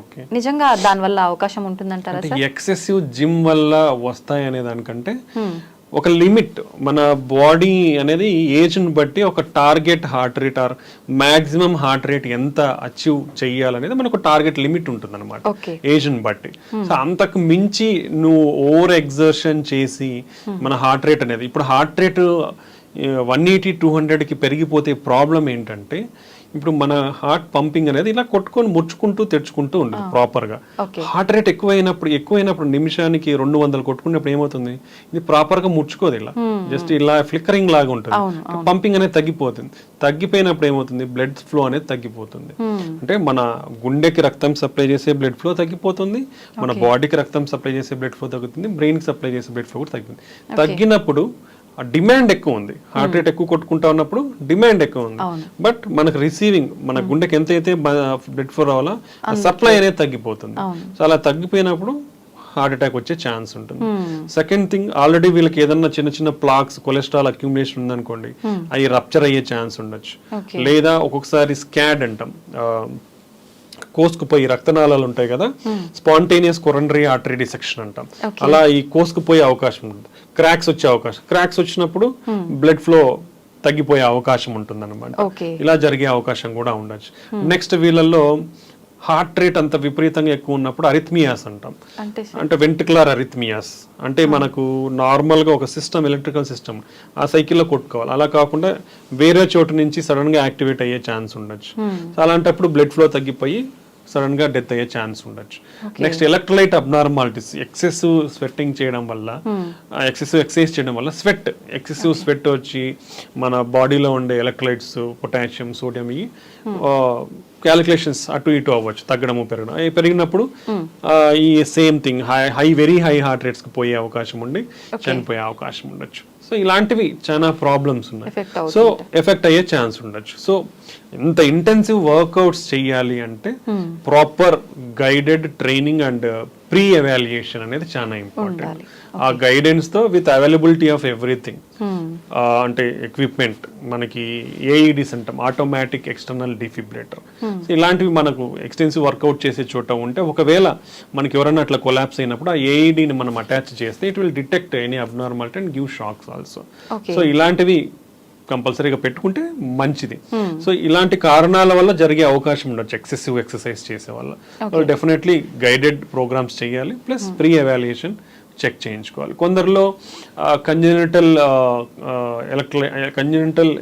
అబ్నార్మాలిటీస్ ఉంటాయి అన్నమాట, long QT syndrome, short QT syndrome, ఈ ఎలక్ట్రికల్ కండక్షన్ లో, అలాంటి వాళ్ళల్లో అన్రికగ్నైజ్డ్ ఉన్నప్పుడు ఇలా సడన్ గా జరిగే అవకాశం ఉండొచ్చు. So different reasons, heavy exercise చేసే వాళ్ళల్లో హార్ట్ అటాక్స్ రావడం అనేది, సో అది కేర్ఫుల్ గైడెడ్ ట్రీట్మెంట్స్ తీసుకుంటే మంచిది.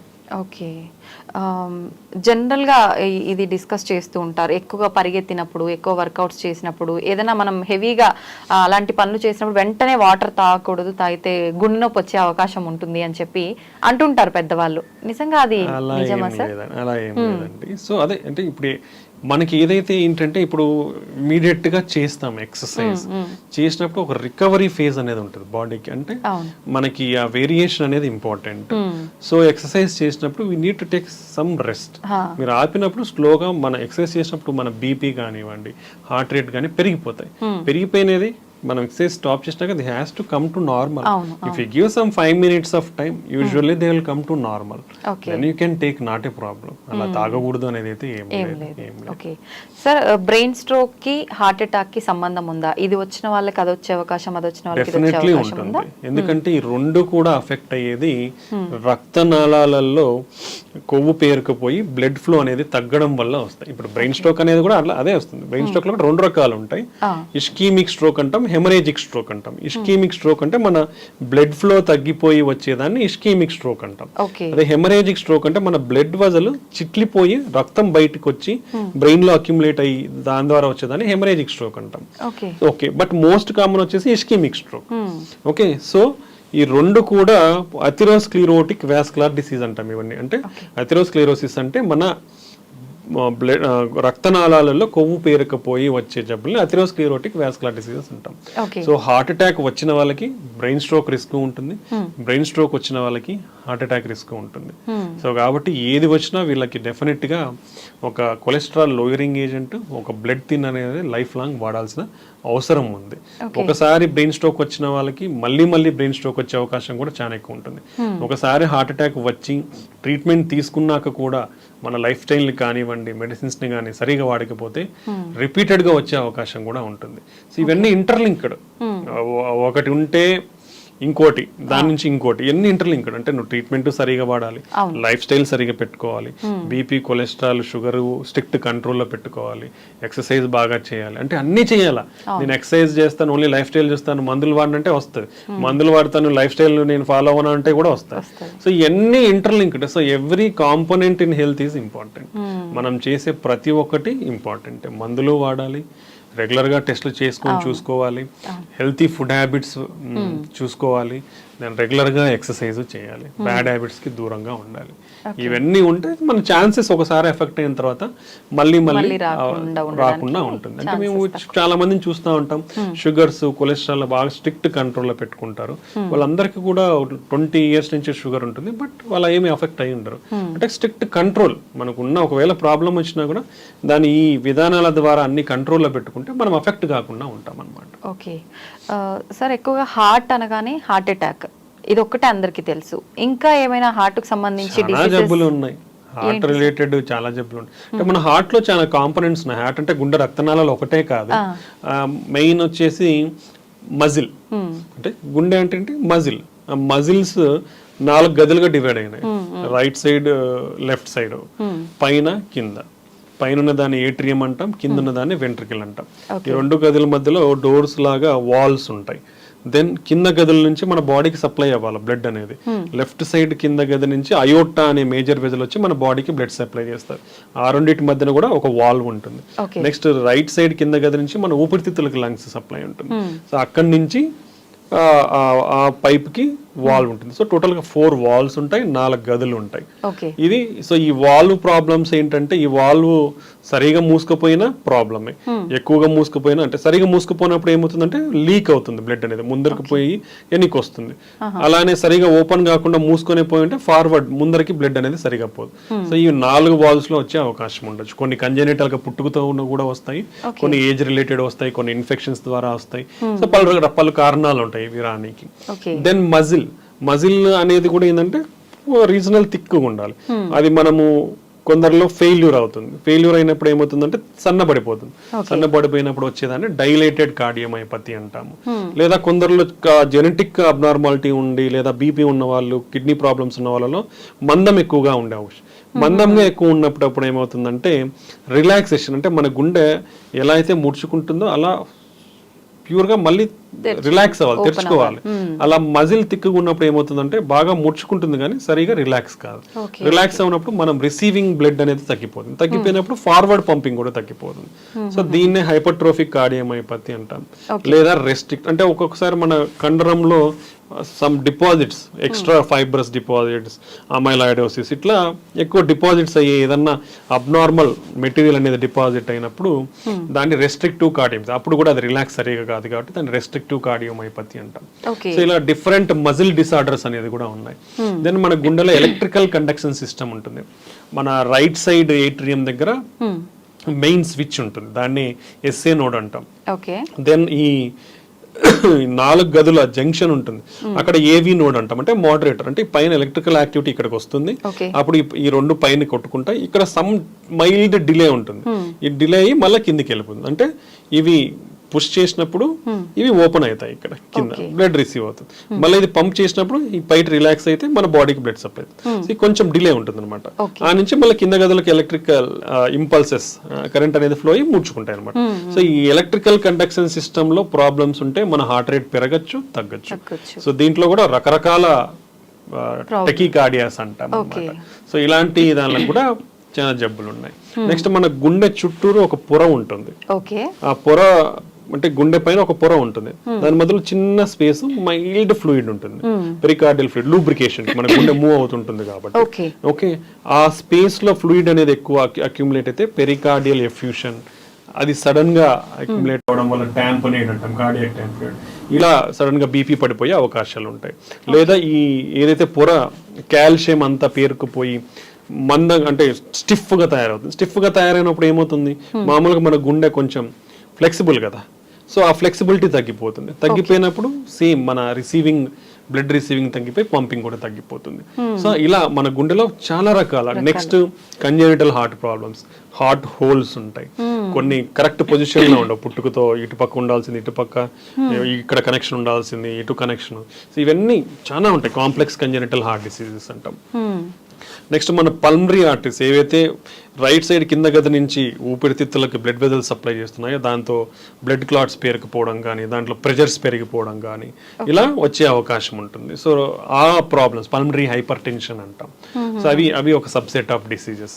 నెక్స్ట్ మన కింద గది నుంచి లెఫ్ట్ సైడ్ గది నుంచి మన బాడీకి సప్లై చేసే మేజర్ బ్లడ్ వెజల్ పైప్, ఆ పైప్ లో కూడా డైలేట్ అయ్యే ఛాన్స్, అన్యూరిజమ్స్ అంటాం, లేదా కోసుకుపోయే ఛాన్స్ ఉంటుంది, అయోటిక్ డిసెక్షన్స్ అంటాం.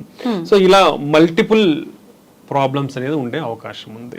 సో దీన్ని అందరికీ కార్డియాక్ అని కాదు, కార్డియో వాస్కులర్ డిసీజెస్ అంటాం మనం గుండె జబ్బులని. సో మన లెగ్స్ లో కానివ్వండి, హ్యాండ్స్ లో రక్తనాళాలు ఉంటాయి, అవి కూడా బ్లాక్ అయ్యే ఛాన్స్ ఉంటాయి అన్నమాట. సో ఇలాంటి హ్యూజ్ గుండె జబ్బులు అనేది చాలా రకాలు ఉన్నాయి. బట్ అన్నిట్లో కూడా 85% వచ్చేసి హార్ట్ అటాక్స్, బ్రెయిన్ స్ట్రోక్స్, దాని వల్లనే ఎక్కువ చనిపోతున్నారు. నెక్స్ట్ హార్ట్ ఫెయిల్యూర్, హార్ట్ గుండె వీక్ అవ్వడం అనమాట. సో ఇవి కామన్ కాబట్టి దాని మీద కాన్సన్ట్రేట్ చేసి పీపుల్ అనేది ఎడ్యుకేట్ అవ్వాలి. ఎడ్యుకేట్ అవి దాన్ని ఎలా నివారించాలనేది మనం తెలుసుకోవాలన్నమాట. అయితే ఇప్పుడు ఎటువంటి సందర్భాల్లో సర్జరీ అవసరం పడుతుంది, ఎటువంటి సందర్భాల్లో ట్రీట్మెంట్తో సరిపోతుంది అంటారు సార్? అంటే ఒక్కొక్క డిసీజ్కి ఒక్కొక్క ట్రీట్మెంట్ ఉంటుంది. సో బట్ మనకి ప్రతి జబ్బుకి కూడా కొన్ని గైడ్ లైన్స్ అనేది ఉంటాయి. అంటే ఈ విధంగా ఉంటే ఈ విధంగా చేయాలి అంటే మనకి గైడ్ లైన్స్ అనేది ఒక్కొక్క జబ్బుకు ఉంటాయి. బట్ మనం ప్రాక్టికల్ గా చూస్తే ఒక మనిషిలో ఒక జబ్బే ఉండదు, 2-3 ఉంటాయి. సో నువ్వు ఆ 2-3ని డీల్ చేసేటప్పుడు ఇట్స్ కాల్డ్ ఇండివిడ్యువలైజ్డ్ పర్సనలైజ్డ్ ట్రీట్మెంట్. అంటే ఈ గైడ్ లైన్స్ ని ఫ్రేమ్ గా పెట్టుకొని బేసిక్ ఫ్రేమ్ గా ఏది కరెక్ట్ ట్రీట్మెంట్ అనేది మనం డిసైడ్ చేస్తాం అన్నమాట. అది important. That is called patient centric approach అంటాం. అంటే పేషెంట్ కి ఏం ప్రాబ్లం ఉంది, ఎటువంటి ప్రాబ్లమ్స్ ఉన్నాయి అవి చూసుకొని, అంటే గుండెది ఒకటే కాదు, వాళ్ళ కిడ్నీ ప్రాబ్లమ్స్ ఉంటాయి, లంగ్ ప్రాబ్లమ్స్ ఉంటాయి, లివర్ ప్రాబ్లమ్స్ ఉంటాయి. సో ఇట్లా ఒక జబ్బుకి ఒక ప్రాబ్లం అంటే treatment is very easy. But అలా మనకు ఉండదు. ప్రజెంటేషన్ పేషెంట్స్ వచ్చినప్పుడు మల్టిపుల్ ప్రాబ్లమ్స్ ఉంటాయి వాళ్ళలో. సో అలా అన్ని ప్రాబ్లమ్స్ ని చూసి వాళ్ళకి ఏది బెస్ట్ ట్రీట్మెంట్ స్ట్రాటజీ అనేది డిసైడ్ చేయాల్సిన అవసరం ఉంటుంది. ఇప్పుడు ఫర్ సపోజ్ హార్ట్ అటాక్ లో గుండె రక్తనాళాలు బ్లాక్స్ మూసుకుపోయినప్పుడు ఇచ్చే ట్రీట్మెంట్ మనకు తెలిసింది 2 స్టంట్స్ కానివ్వండి, open heart surgery, bypass. But ఇంతకు ముందు 20 సంవత్సరాలకు ముందు తీసుకుంటే మనకి పెద్దగా ట్రీట్మెంట్స్ లేవు. బట్ ఇప్పుడు ఎవ్రీథింగ్, ఈవెన్ వాల్వ్ మార్చాలన్నా, ఏదైతే మేజర్ వాల్స్ ఉన్నాయో అవి మార్చాలంటే కూడా ఓపెన్ హార్ట్ సర్జరీ అవసరం లేకుండా ట్రీట్మెంట్స్ అనేది వచ్చేసాయి. ఇప్పుడు వెరీ అడ్వాన్స్ నౌ. గుండె జబ్బులను ట్రీట్ చేసే విధానాలు ఎంత అడ్వాన్స్డ్ అంటే అంత అడ్వాన్స్ అయిపోయాయి. సో ఓపెన్ హార్ట్ అవసరం లేదు మెజారిటీ వార్డ్స్ కి. నువ్వు ఓపెన్ హార్ట్ లేకుండా చిన్న మన రక్తనాళాల ద్వారా ట్యూబ్స్ పంపించి ట్రీట్ చేసేయచ్చు majority. But it's somewhat costly affair mildly, because అన్ని లేటెస్ట్ టెక్నాలజీస్, లేటెస్ట్ అడ్వాన్స్మెంట్స్ కాబట్టి సమ్ ప్రైస్ ఇస్ దేర్. అది ఇంపార్టెంట్. సో నెక్స్ట్ అది హార్ట్ అటాక్స్ తీసుకుంటే, రెండోది heart valves problems valves problems కూడా ఇంతకు ముందు ఓన్లీ ఓపెన్ హార్ట్ చేసి వాల్స్ రిప్లేస్ చేసేవాళ్ళు. అంటే ఇవన్నీ కూడా ఏంటంటే ఈ పేషెంట్ ఏజ్ ఎంత, సివియారిటీ ఎంత, వాళ్ళకి అదర్ ప్రాబ్లమ్స్ ఏమున్నాయి, ఓకే, ఇవన్నీ తీసుకొని మనం డెసిషన్ మేకింగ్ ఉంటుంది. సో వీళ్ళల్లో ఓపెన్ హార్ట్ సర్జరీ బెస్టా, లేదంటే అది అవసరం లేకుండానే ట్రీట్ చేయొచ్చా, లేదా మందులతోనే ట్రీట్ చేయొచ్చా అనేది మనం డెసిషన్ సివియారిటీని బట్టి, ఏజ్ని బట్టి మనం డెసిషన్ మేకింగ్ అనేది ఉంటుంది. నెక్స్ట్ ఇప్పుడు ఎలక్ట్రికల్ కండక్షన్ సిస్టమ్ ప్రాబ్లమ్స్ ఉంటాయి, దానికి డెఫినెటివ్ ట్రీట్మెంట్స్. హార్ట్ రేట్ పడిపోయింది అంటే పేస్ మేకర్ వేయించుకోవాలి. హార్ట్ రేట్ లెస్ దెన్ 40 కంటే ఉంది, పేస్ మేకర్ వేయించుకోవాలి. నెక్స్ట్ వచ్చేసి మన హార్ట్ రేట్ అనేది ఫ్రీక్వెంట్ గా ఎక్కువ కొట్టుకుంటా ఉంది, దానికి డిఫరెంట్ ట్రీట్మెంట్స్. ఒకటి ఏంటంటే ఐసిడి, పేస్ మేకర్ లాంటిది ఇంట్రాకార్డియాక్ డిఫిబ్రిలేటర్ అంటాం. సో అలాంటిది విపరీతంగా హార్ట్ రేట్ అనేది ఎక్కువ కొట్టుకుంటా ఉంటే మనం అది సజెస్ట్ చేస్తాం. లేదా వాళ్ళకి ఇప్పుడు ఎలక్ట్రోఫిజియలాజికల్ స్టడీస్ అంటాం, అంటే అది ఎక్కడి నుంచి వస్తుంది, దాంట్లో డిఫరెంట్ మెకానిజమ్స్ వల్ల వస్తాయి హార్ట్ రేట్ ఎక్కువ కొట్టుకోవడం అనేది. ఎక్కడి నుంచి వస్తుంది అనేది మనం ఐడెంటిఫై చేసి ఆ సర్క్యూట్ ఏదైతే ఉంటుందో దాన్ని చిన్న మనం థెరపీ ద్వారా ట్రీట్ చేస్తే ఆ సర్క్యూట్ వెళ్ళిపోతుంది. వెళ్ళిపోయినప్పుడు అది తగ్గే అవకాశం ఉంటుంది. దాన్ని రేడియో ఫ్రీక్వెన్సీ అబ్లేషన్ అంటాం. దాంట్లో huge technologies, basic 2D analysis లేదా 3D ఇమేజింగ్ మెథడ్స్ కూడా ఉంటాయి, CAR2 అంటాం. దాంట్లో డిఫరెంట్ టెక్నాలజీస్ ఉన్నాయి అన్నమాట. రీసెంట్ గానే నేను ఒక న్యూస్ చూసాను పేపర్లో, 1.2 lakhs ఆ మెడిసిన్ అది తీసుకుంటే గుండెకి సంబంధించిన జబ్బులు రాకుండా ఉండే అవకాశం ఉంటుంది, దాని నుంచి బయటపడే అవకాశం ఉంటుంది అని చెప్పి. ఏంటి సార్ ఇదంతా నిజమైన? చాలా కాస్ట్లీ కూడా కదా అది. అంటే ఇది రీసెంట్ డెవలప్మెంట్ అండి. ఏంటంటే ఇంక్లిజిరాన్ ఇంజెక్షన్ అంటాం అది. సో బేసికలీ మనకు ఆల్రెడీ దీనికంటే ముందే PCSK9 ఇన్హిబిటర్స్ అని ఉన్నాయి. అదేంటంటే మన కొలెస్ట్రాల్ ని, అంటే ఇప్పుడు లివర్ పైన LDL రిసెప్టర్స్ ఉంటాయి, అంటే మన LDL బ్యాడ్ కొలెస్ట్రాల్ ని తీసుకొని లివర్ లోకి తీసుకొని మనకి ఆ బ్యాడ్ కొలెస్ట్రాల్ అనేది తగ్గిస్తాయి అనమాట. సో మనకి ఇంతకు ముందు ఉన్న PCSK9 ఇన్హిబిటర్స్ అంటే ఈ మోనోక్లోనల్ యాంటీబాడీస్. ఆ యాంటీబాడీస్ ఇచ్చినప్పుడు బాడీలో అవి PCSK9 కి అటాచ్ అయిపోయి, సో ఆ ఎఫెక్ట్ అంటే ఆ PCSK9 ఎంజైమ్ ఏదంతా ఆ ఎఫెక్ట్ LDL రిసెప్టర్స్ మీద లేకుండా ప్రభావితం చూపేది. దాని ద్వారా LDL రిసెప్టర్స్ అనేది లివర్ పైన అబండెంట్ గా ఉండి LDL బ్యాడ్ కొలెస్ట్రాల్ అనేది లివర్ లోకి తీసుకొని డిస్పోజ్ చేయడం వల్ల కంట్రోల్ చేసేది. అది ఒక మెకానిజం. ఇప్పుడు ఈ ఇన్క్లిజిరాన్ ఏంటంటే, ఈ ఇన్క్లిజర్ అనేది జీన్ లెవెల్లో మనకు, అంటే RNA సైలెన్సింగ్ RNA జీన్ లెవెల్లో పనిచేస్తుంది అనమాట. అదేమవుతుందంటే అది ఇవ్వడం వల్ల జీన్ లెవెల్లో టోటల్ గా ఈ PCSK9 ఏదైతే ఉందో దాని ప్రొడక్షన్ నే కంప్లీట్ గా తగ్గించేస్తుంది. అప్పుడు ఇది వచ్చి దీనికి LDL రిసెప్టర్స్ అనేది అటాచ్ కాదు కదా, అటాచ్ కానప్పుడు అబడెంట్ రిసెప్టర్స్ అనేది లివర్ పైన ఉండి ఈ LDL బ్యాడ్ కొలెస్ట్రాల్ తీసుకొని తగ్గించిస్తుంది అనమాట లివర్. సో ఇది ఈ రెండింటికి ఇంత ముందు ఉన్న కాంపౌండ్ అంటే మోనోక్లోనల్ యాంటీబాడీస్, అంటే PCSK9 ప్రొడ్యూస్ అవుతుంది, బట్ దాని యాక్షన్ ని ప్రివెంట్ చేసేవి యాంటీబాడీస్. ఇప్పుడు ఈ కొత్తగా వచ్చిన ఇంజెక్షన్ ఏంటంటే ఆ ప్రొడక్షన్ నే తగ్గించేస్తుంది అనమాట. అది బెనిఫిషియల్. ఇది ఎక్కడ మేజర్ బెనిఫిషియల్ అంటే, ఇంతకు ముందు అది అట్లీస్ట్ 2 వారాలకు ఒక ఇంజెక్షన్ తీసుకోవాలా PCSK9 ఇన్హిబిటర్స్ అనేది. ఇది only they are recommending yearly 2 injections. Initial first year లో అయితే 0, 3, 12, అంటే ఫస్ట్ ఇంజెక్షన్ 0 ఫస్ట్ తీసుకున్న తర్వాత 3 నెలలకు ఒకటి తీసుకొని మళ్ళీ సంవత్సరానికి ఒకటి. ఫస్ట్ సంవత్సరంలోనే 3 ఇంజెక్షన్లు అవుతుంది, కానీ ఆ తర్వాత ఎవ్రీ ఇయర్ 2 ఇంజెక్షన్స్ తీసుకుంటే మన కొలెస్ట్రాల్ లెవెల్స్ అనేది కంట్రోల్లో ఉంటాయి, కాబట్టి హార్ట్ అటాక్స్ అనేది తగ్గుతాయి అనేది మనకి వచ్చింది. బట్ దీంట్లో ఏంటంటే ఇది ఇంతవరకు చేసిన అధ్యయనాలలో ఎక్కడ యూజ్ చేశారంటే, ఆల్రెడీ హార్ట్ అటాక్ తో అఫెక్ట్ అయిన వాళ్ళు కొలెస్ట్రాల్ మందులు వాడుకుంటున్నా కూడా, ఈ మెడికేషన్స్ వాడుకుంటున్నా కూడా కంట్రోల్ కావట్లేదు అంటే వాళ్ళల్లో ఈ ఇంజెక్షన్ ఇస్తే ఫర్దర్ కంట్రోల్ అయ్యి మనకి ఈ బెనిఫిషియల్ ఎఫెక్ట్స్ అనేది ఉంటాయి అనేది ఇంతవరకు మనం జరిగింది. సో ఈ ఇంజెక్షన్ కూడా ఏంటంటే ఆల్మోస్ట్ 56% ఆఫ్ LDL కొలెస్ట్రాల్ ని తగ్గిస్తుంది అనమాట. ఇది మనకున్న ఇంతవరకున్న అధ్యయనాలతో ఇది. సో ఇంతకుముందు మనం మెడికేషన్స్ టాబ్లెట్స్ అయితే రోజు వేసుకోవాలా, చిన్నపాటి సైడ్ ఎఫెక్ట్స్, కండరాల నొప్పులు, ఇలా మైల్డ్ లివర్ ప్రాబ్లమ్స్ కొందరిలో వచ్చే అవకాశం ఉంటుంది. బట్ దాని కాస్ట్ తీసుకుంటే తక్కువ ఉంటుంది, బట్ డైలీ తీసుకోవాలి, ఆ డిస్కంఫర్ట్ అనేది ఉంటుంది. ఆ నెక్స్ట్ లెవెల్లో వచ్చింది ఏంటంటే నెలకు 2 ఇంజక్షన్లు తీసుకునేది వచ్చింది. ఆ దాని కాస్ట్ కూడా ఎక్కువే ఉండేది. అది almost per year it will go up to 4 lakhs వరకు అయ్యేది. ఇప్పుడు ఈ ఇంజెక్షన్ లో మేజర్ అడ్వాంటేజ్ ఏంటంటే నంబర్ ఆఫ్ డోసెస్ అనేది తగ్గిపోయి సంవత్సరానికి 2.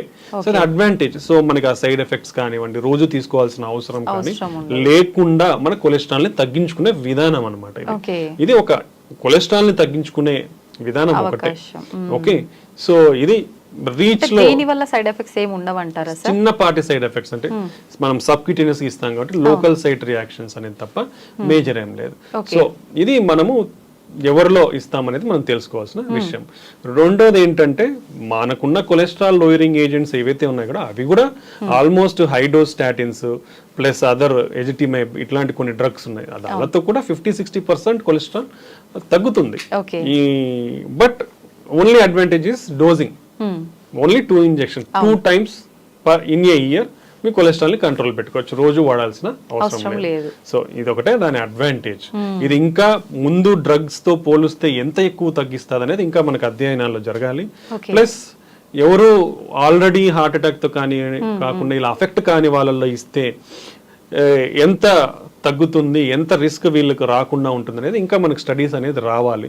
ఎనీవే ఇట్ ఈస్ దాని ఎఫెక్ట్ అయితే కొలెస్ట్రాల్ లోయరింగ్ కాబట్టి ఈవెన్ అఫెక్ట్ కాని వాళ్ళు కూడా ఎవరికైనా కొలెస్ట్రాల్ లెవెల్స్ ఎక్కువ ఉంటే ఆల్మోస్ట్ వాళ్ళకున్న కొలెస్ట్రాల్ లెవెల్స్ 50% వరకు తగ్గే అవకాశం అయితే ఉంటుంది. ఓకే సార్, మనం ఎన్ని రకాల రీజన్స్ ఉన్న హార్ట్ అటాక్ రావడానికి ముఖ్యంగా కొలెస్ట్రాల్ అని చెప్పి ఎక్కువగా మాట్లాడుకుంటున్నాం. నిజంగా అసలు ఎంత ఉండాలి కొలెస్ట్రాల్ లెవెల్స్ అనేది? టోటల్ కొలెస్ట్రాల్ అనేది లెస్ దెన్ 200 ఉండాలి.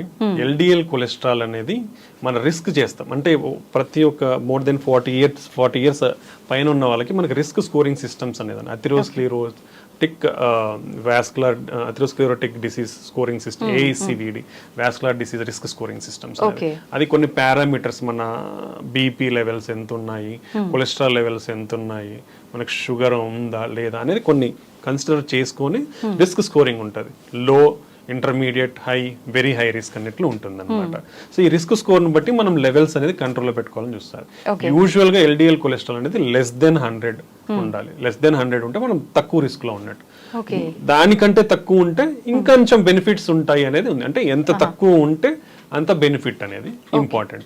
సో ఇలా మనం కొలెస్ట్రాల్ లెవెల్స్ ని total cholesterol, LDL cholesterol, HDL cholesterol అనేది మోర్ దాన్ 50 to 60 ఉండాలి. ఓకే, దెన్ ట్రైగ్లిజరైడ్స్ అనేది లెస్ దాన్ 150 ఉండాలి. దెన్ ఇవి కాకుండా మనకి నాన్ HDL కొలెస్ట్రాల్ అంటే HDL అంటే గుడ్ కొలెస్ట్రాల్, అది కాకుండా మిగతా మొత్తం కొలెస్ట్రాల్ ని నాన్ HDL కొలెస్ట్రాల్ అంటాం. సో ఆ నాన్ HDL కొలెస్ట్రాల్ కూడా లెస్ దెన్ 100 ఉండాలి. ఓకే, అంటే ఇది మనం ఆడవారిలో అయినా మగవారిలో అయినా ఏజ్ వాళ్ళలో అయినా ఇంతే నెంబర్ ఉండాలా సార్? అందరిలో. ఓకే, దెన్ మనకి ఈ కొలెస్ట్రాల్ కాకుండా అదర్ కాంపోనెంట్స్ కూడా మనం కన్సిడర్ చేయాలి అనేది కొత్త గైడ్ లైన్స్ సూచిస్తున్నాయి. పర్టికులర్లీ ఇన్ఫ్లమేషన్ అంటాం, ఈ అంటే చెడు కణాలు రియాక్షన్ అంతా కూడా మనం ఇన్ఫ్లమేషన్ అంటాం.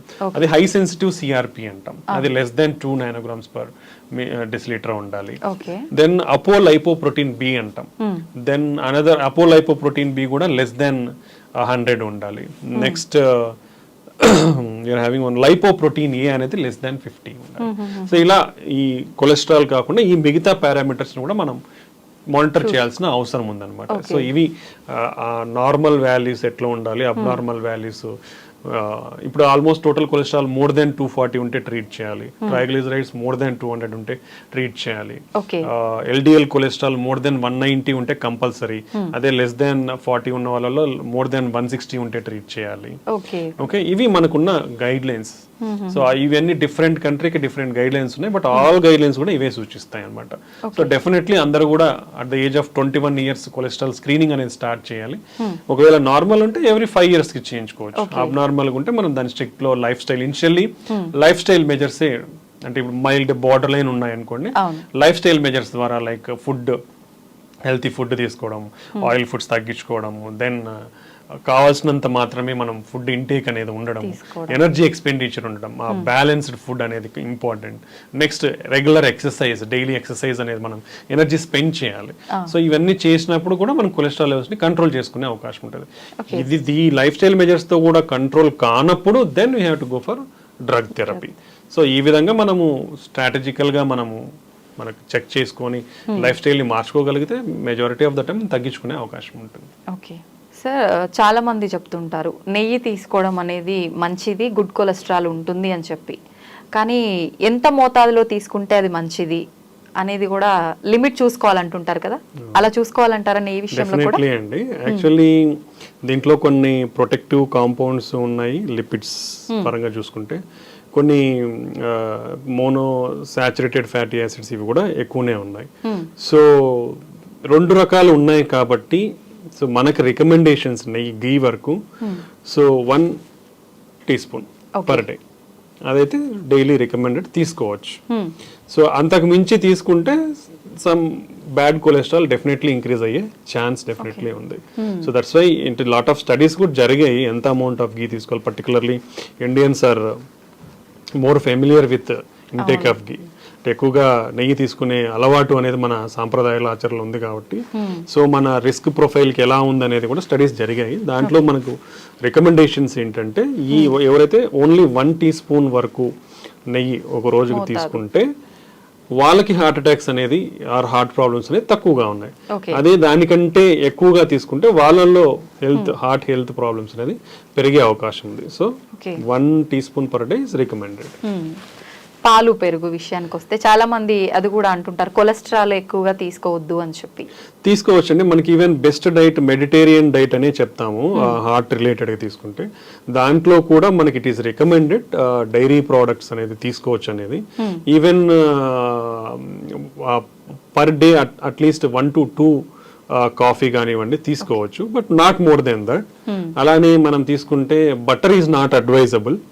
ఓకే, బట్ చీజ్ అనేది at least per week 2 to 3 times అనేది కూడా రికమెండెడ్ ఉంది దాంట్లో. బట్ క్వాంటిటీ అనేది మనం లిమిటెడ్ క్వాంటిటీ అనేది ఏదైనా మినిమం టు మోడరేట్ క్వాంటిటీ ఉన్నప్పుడు ఏం కాదు.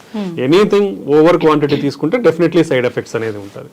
సో మన బేసిక్ పిరమిడ్ లో కూడా ఏంటంటే పైన టిప్ ఆఫ్ ద పిరమిడ్ లో ఉంటాయి ఇవన్నీ. కాబట్టి limited amount per week limited amount of dairy products అనేది definitely daily dairy products daily అనేది 1 to 2 times తీసుకోవచ్చు. It's advisable only, but not in more quantities. ఇప్పుడు కాఫీ అయితే 1 to 2 cups per day. Butter better to be avoided. Cheese, curd ఇవన్నీ కూడా తీసుకోవచ్చు. దానివల్ల అయితే హార్మ్ఫుల్ అయితే ఏం లేదు. Okay, thank you sir, thank you very much. నిజంగా హార్ట్ అనేసరికి చాలా రకాల డౌట్స్ ఎప్పటికప్పుడు మనం మాట్లాడుకున్నా కూడా ఇంకా కొత్త కొత్త డౌట్స్ వస్తూనే ఉన్నాయి. చాలా మంది కామెంట్లో కూడా పెడుతున్నారు.